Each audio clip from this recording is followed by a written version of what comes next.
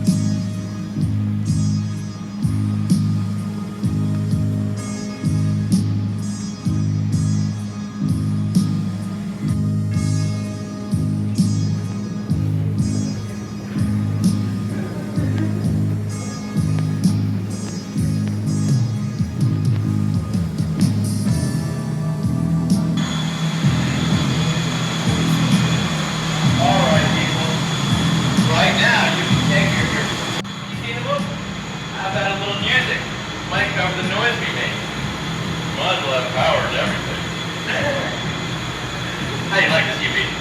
All right. So, of course, Roger goes to the back and he finds some.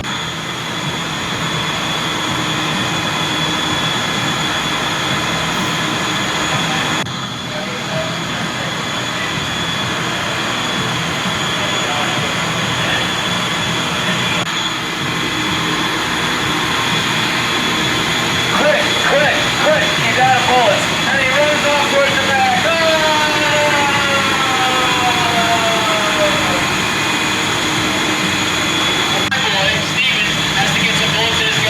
So he stands by his machinery, and he gets one bullet in the gun. Zombie grabs him, he spins around and falls on the ground, and Zombie is going up coming towards him. He got one hole in the chamber. Quick, boom! Zombie falls on the ground right here.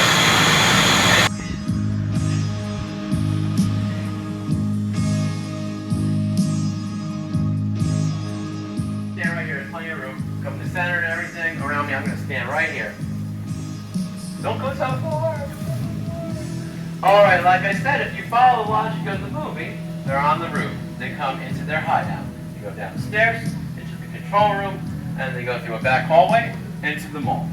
So this would be that back hallway. So you look at the screenshots when Peter and Roger come out from the back areas into this hallway, and you see in the distance some sort of like big telephone boxes like those ones over there on the wall in the distance when they come out. But I'm like, okay, where is that? So I go over there to that alcove or doorway, and it's way too far in the distance from those boxes. I'm like, that doesn't work. It's either another hallway or it's here and maybe something changed.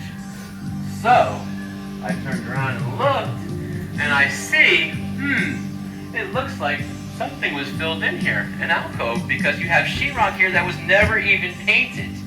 Look at it, it's not even painted. You can see something was filled in here. And then to further prove the point that it really was this spot, if you look at higher resolution versions of the film, you'll see when Flyboy comes through here, there's a sort of a close-up on him, of his face, and you can see written on the wall, B, B, and B. Somebody wrote it, I guess for maybe delivery people or something to come in the back door. And if you look at the mall directory, which I gave you, I think there was a store in this spot called Bailey, Brooks, and Biddle. I finally remembered it. I never remembered those three B's. It said D, D, and B. That's where it was, further proving this.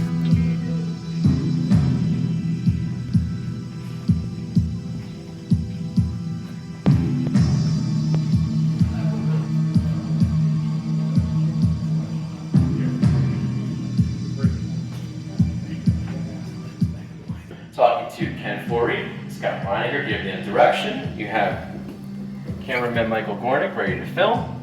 And then beyond him in the corner here, you see in the shot, Dawn of the Dead producer and owner and controller, Richard Rubenstein, I should say. I can't never remember how to say it. I think it's Rubenstein. He's standing there with a puss on his face, like, and I'm like, oh my God, of course, Richard. He's known as a dick, pretty much. People hate dealing with him. Second Sight, who put out the 4K UHD disc of Dawn of the Dead, had such trouble working with him. The actors can't stand him. Everybody can't stand this guy. He's really a dick, and you see him back there with a puss on his face, like, okay, I have another one this evening. Thank you. So, you're gonna say, hey, we know the movie, Larry. Isn't the door supposed to be over here in the movie? And you are correct, of course. Well, here's the story. Back years ago, I came with Daz, my buddy, helping out down there. He's our webmaster for Live There Weekend. I came here, also with Kevin and Mandy, who run the museum and own it. Came with garbage bags, and we walked through all the back hallways under the guise of taking out the trash. But we were really looking for this set of stairs, and we looked for like 2 hours, and we couldn't find it. Could not find it. So then I come back on another trip, because like I said, I live in South Carolina.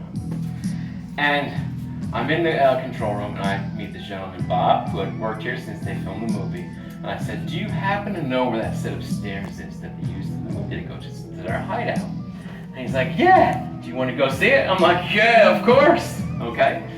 So he takes me down that main hallway, the hero hallway, into the interior of the Army recruiting station, which is right in here. Coming through there in the lobby, I look in here, colors match.